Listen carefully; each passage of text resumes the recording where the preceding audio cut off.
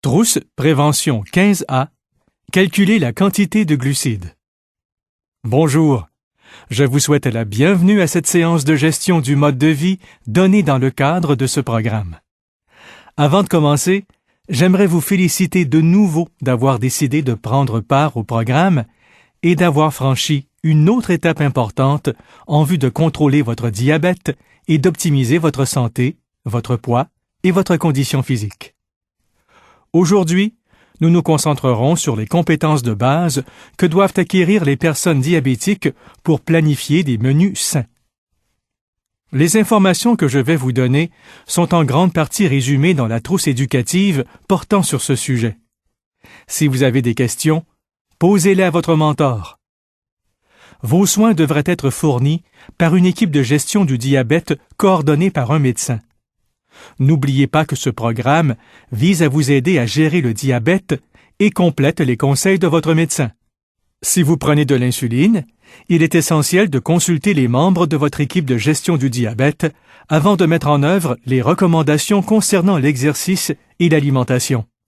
De plus, il serait peut-être avantageux pour vous de rencontrer un éducateur agréé en diabète, une diététiste ou un fournisseur de soins pour personnes diabétiques pour discuter de votre plan de gestion du diabète. Notez bien que l'information fournie dans cette trousse a été tirée des sites web suivants: www.diabetes.ca et www.diabete.qc.ca. Depuis plusieurs années, les personnes diabétiques n'ont plus à suivre un régime alimentaire particulier. En fait, la majorité des personnes atteintes de diabète peuvent avoir les mêmes habitudes alimentaires que l'ensemble de la population. Il faut cependant dresser un plan d'alimentation personnalisé, puisque chaque personne diabétique est différente et n'a pas les mêmes besoins énergétiques. Seule une diététiste peut préparer, avec vous, un plan qui vous est propre, en tenant compte de votre degré d'activité physique, de votre poids, de votre sexe et de votre âge, de vos taux de cholestérol et de vos habitudes de vie. Si vous n'avez pas déjà consulté une diététiste, demandez à votre médecin de vous y référer. En attendant, chaque participant au programme est encouragé à suivre les quelques conseils de base suivants. 1. Prenez 3 repas par jour à des heures régulières qui comprennent le petit déjeuner. Ne laissez pas passer plus de 6 heures entre vos repas principaux. 2. Une collation santé peut vous être bénéfique. Les collations vous évitent d'avoir trop faim entre les repas ou de trop manger à l'heure des repas. La collation devrait se prendre au moins 2 heures avant ou après un repas. 3. Limitez les sucreries telles que les boissons gazeuses ordinaires, les boissons aux fruits, les desserts, les bonbons, la confiture, le sirop et le miel. 4. Mangez plus d'aliments riches en fibres alimentaires, tels que du pain complet, des céréales entières, des lentilles, des légumineuses, du riz brun, des légumes et des fruits. 5. Si vous avez soif, buvez de l'eau ou des boissons sans sucre. Si vous devez limiter les liquides que vous prenez, suivez les recommandations qui vous ont été données. 6. Et finalement, mangez des portions qui vous aideront à atteindre votre poids santé et à le maintenir. De plus, le guide alimentaire pour manger sainement avec le diabète peut vous aider à compléter vos notions de base. Il recommande des aliments de chacun des 6 groupes alimentaires, soit légumes, céréales et féculents, fruits, lait et substituts, viande et substituts, et finalement, gras et huile. Utilisez ce document pour guider vos choix d'aliments. Discutons maintenant de chaque groupe alimentaire, en commençant par les légumes. Le Guide alimentaire pour manger sainement avec le diabète recommande de consommer 5 portions de légumes ou plus par jour. Une portion représente une tasse de légumes crus ou une demi-tasse de légumes cuits. Les légumes sont riches en nutriments et en fibres et contiennent peu de calories. Choisissez de préférence des légumes vert foncé ou de couleur vive. À noter, les pommes de terre, les patates douces et le maïs en grains sont inclus dans la catégorie des céréales et féculents, puisqu'ils contiennent une plus grande quantité de glucides que les autres légumes. Le deuxième groupe est celui des céréales et des féculents. Selon les recommandations de votre diététiste, vous devez consommer entre 6 et 8 portions par jour de cette catégorie. Une portion représente une tranche de pain, une demi-tasse de céréales froides ou une demi-tasse de pâte alimentaire, pour nommer quelques exemples. Les féculents sont de bonnes sources de fibres, de vitamines et de minéraux importants. Ils procurent une sensation de satiété. Choisissez de préférence des produits à grains entiers, par exemple des pâtes alimentaires de blé entier ou du riz brun, pour augmenter votre apport en fibres. De façon générale, leur consommation peut aussi aider à améliorer le contrôle glycémique. Le troisième groupe est celui des fruits. Dans cette catégorie, nous recommandons 3 portions par jour ou selon les indications de votre diététiste.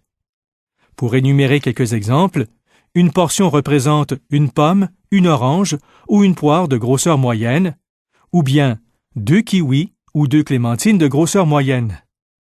Les fruits sont une excellente source de vitamines et de minéraux essentiels au maintien d'une bonne santé, et ils sont aussi une bonne source de fibres.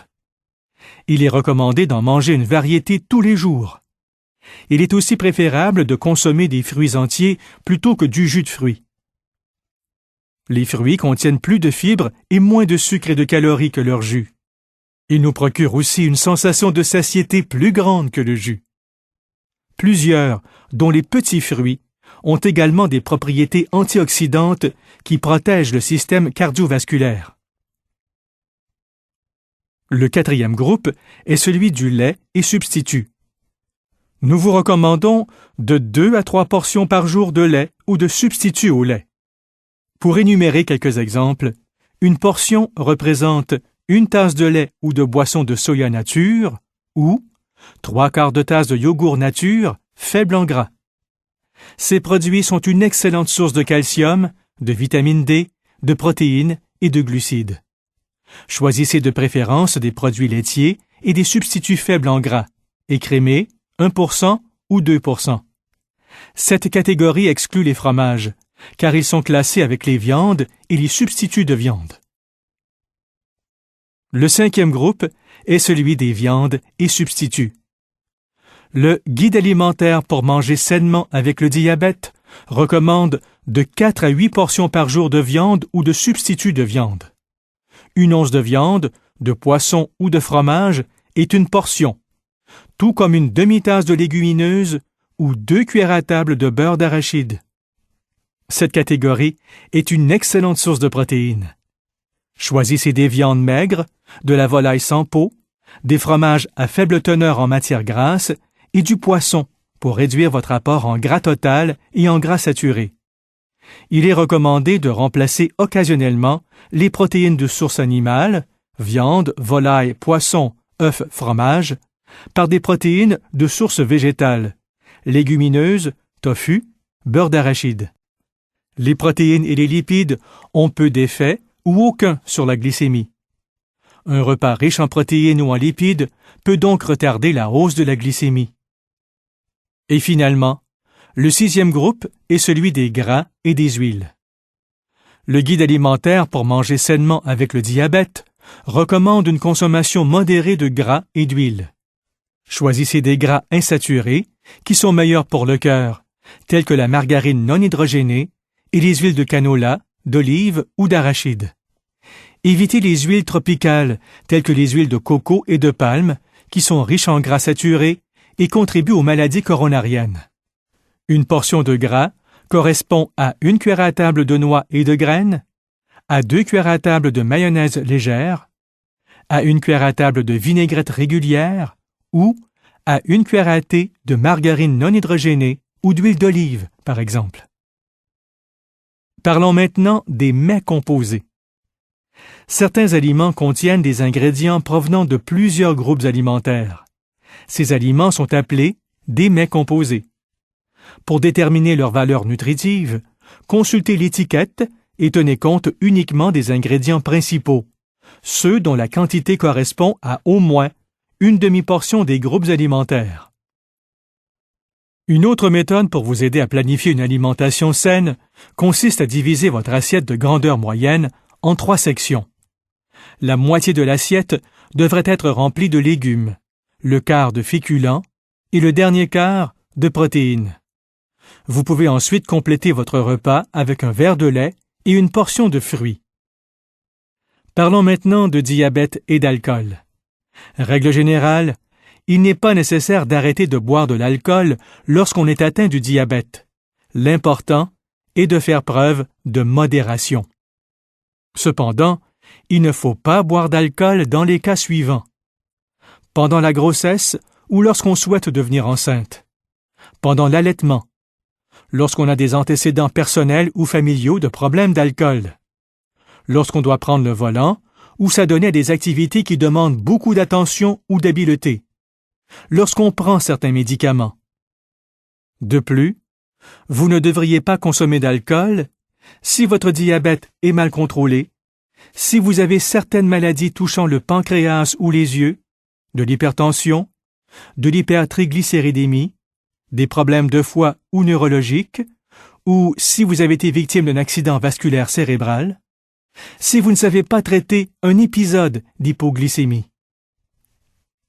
Si vous n'avez pas les conditions qui viennent d'être mentionnées, vous pouvez consommer de l'alcool avec modération, c'est-à-dire pas plus de 2 consommations par jour chez les hommes et environ 1 consommation chez les femmes.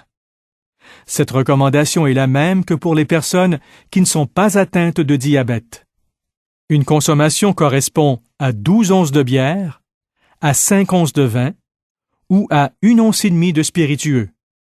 Mais si vous ne buvez pas, il n'y a aucune raison de commencer à consommer de l'alcool. Même si vous avez entendu dire que l'alcool comportait certains avantages, toute consommation régulière ou excessive d'alcool peut être néfaste. L'alcool peut entraîner une baisse de la glycémie chez les personnes qui prennent de l'insuline ou certains antidiabétiques oraux. L'effet de l'alcool sur la glycémie peut se manifester peu de temps après la consommation et durer de 8 à 14 heures. Si vous prenez des antidiabétiques, discutez de la consommation d'alcool avec votre fournisseur de soins ou une diététiste. Les symptômes d'une consommation excessive d'alcool et d'une faible glycémie sont semblables. Informez votre famille et vos amis afin qu'ils ne confondent pas les symptômes d'hypoglycémie et ceux de l'ivresse, et vous administrent le traitement approprié dont vous avez besoin. La consommation d'alcool peut également entraîner une hausse de la glycémie en raison des calories contenues dans certaines boissons alcoolisées telles que la bière, le vin et les spiritueux. Si vous prenez un verre au cours d'un repas et que votre antidiabétique n'a toujours pas atteint son effet maximal, la boisson alcoolisée pourrait entraîner une hausse excessive de votre glycémie. En général, voici les points importants à retenir. 1. Avant de consommer de l'alcool, assurez-vous de manger vos repas et vos collations à des heures régulières. 2. Gardez des aliments à portée de la main pour traiter l'hypoglycémie. Assurez-vous que quelqu'un est informé de vos signes et de vos symptômes d'hypoglycémie et que cette personne sait les traiter. 3. Consommez des aliments avec votre consommation d'alcool et alternez avec des boissons non alcoolisées faibles en sucre. 4. Vérifiez votre glycémie avant de vous coucher et prenez une collation à base de glucides. 5. Finalement, vérifiez votre glycémie pendant la nuit et levez-vous à votre heure habituelle pour prendre vos médicaments et votre petit déjeuner. Pour terminer, nous avons inclus quelques conseils pratiques. Lorsque vous êtes à l'épicerie, 1. Choisissez de plus petites portions, comme une petite pomme de terre au lieu d'une grosse. Achetez des emballages individuels de yogourt et de collation. 2. Achetez les pains et les céréales qui ont comme premier ingrédient un grain entier. 3. Choisissez les aliments qui contiennent des sucres naturels, comme les fruits, fructose, ou le lait, lactose. Ces aliments sont riches en vitamines et en minéraux, comparativement aux boissons à saveur de fruits ou aux boissons gazeuses qui contiennent du sirop de maïs à haute teneur en fructose. 4. Substituez les boissons sans sucre aux boissons gazeuses courantes. 5. Choisissez les fruits frais, congelés, ou s'ils sont en conserve, prenez ceux qui sont dans leur jus naturel ou dans l'eau. Au cours de la préparation des aliments, 1. Évitez l'ajout de gras aux féculents ou aux légumes. 2. Minimisez la cuisson des légumes pour préserver leur saveur et leurs nutriments. 3. Faites cuire vos aliments au four, grillez-les, faites-les bouillir, faites-les cuire à la vapeur ou au barbecue, ou braisez-les en utilisant une huile en aérosol. 4. Limitez l'ajout de sauces riches et choisissez plutôt des condiments faibles en gras. 5. Utilisez, lorsque c'est possible et au besoin, les substituts de sucre tels que l'aspartame, la saccharine ou le sucralose plutôt que le sucre, le miel ou la mélasse. Et finalement, au moment du service, 1. Pesez et mesurez vos portions. Vous pourriez être sur le point de consommer un gros fruit qui compte pour 2 portions. Soyez honnête avec la taille de vos portions. 2. Utilisez toujours des assiettes de la même grandeur et prévoyez la moitié de votre assiette pour les légumes, le quart pour les féculents et le quart pour la viande ou un substitut de viande. 3. Consommez vos fruits et vos légumes crus autant que possible. Si c'est possible, mangez la peau des fruits et des légumes qui est riche en fibres et en nutriments. 4. Faites la préparation des assiettes à la cuisine et évitez de mettre les plats de service directement sur la table pour empêcher la tentation de se servir de nouveau. Nous aborderons d'autres sujets importants à l'occasion de votre prochaine visite. N'oubliez pas de réviser attentivement l'information fournie dans votre trousse, de faire des devoirs et de déterminer la mesure dans laquelle l'information s'applique à votre situation personnelle. Vous aurez davantage de succès dans le cadre du programme si vous utilisez pleinement la documentation fournie. De plus, assurez-vous de discuter de toutes vos questions avec votre mentor du programme. Continuez à prendre part au programme du Centre de prévention et de réadaptation de l'Institut de cardiologie et vous aurez du succès. En attendant votre prochaine visite, je vous souhaite de passer une excellente journée en santé.